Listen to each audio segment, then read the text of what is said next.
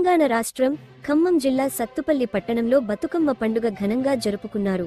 Sathupalli municipality ఆధ్వర్యంలో అలాగే స్థానిక గర్ల్స్ హైస్కూల్ ఆవరణలో నిర్వహించిన బతుకమ్మ వేడుకల్లో మహిళలు, విద్యార్థినులు ఉత్సాహంగా పాల్గొన్నారు.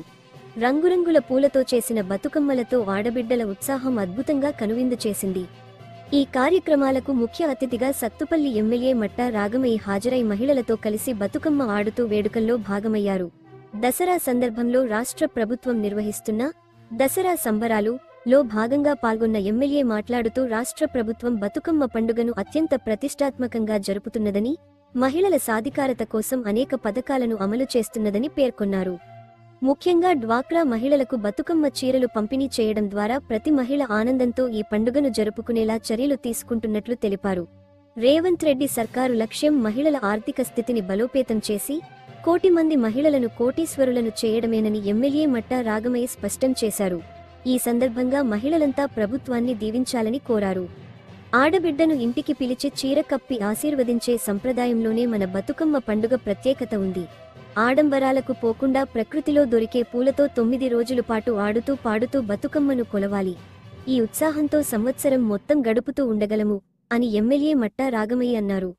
సత్తుపల్లిలో జరిగిన ఈ వేడుకల్లో స్థానిక ప్రజాప్రతినిధులు, మున్సిపల్ అధికారులు, డ్వాక్రా మహిళలు, విద్యార్థినులు పెద్ద సంఖ్యలో పాల్గొని పూల పండుగను ఘనంగా జరుపుకున్నారు.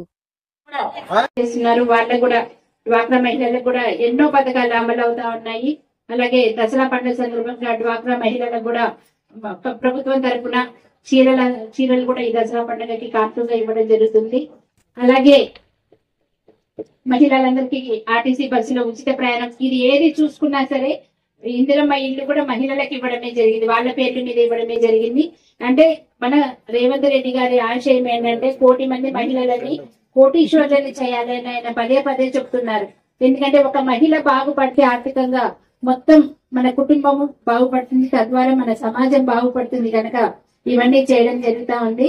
కనుక మీరందరూ కూడా మహిళా మనులందరూ నిండు హృదయంతో మమ్మల్ని ఆశీర్వదించాలి. ఈ పండుగ సందర్భంగా మీ దీవెనల కలకాలం మా మీద ఉండాలని మనస్ఫూర్తిగా మరి ఒక్కసారి అందరికీ దసరా శుభాకాంక్షలు తెలియజేసుకుంటున్నాను. Thank you.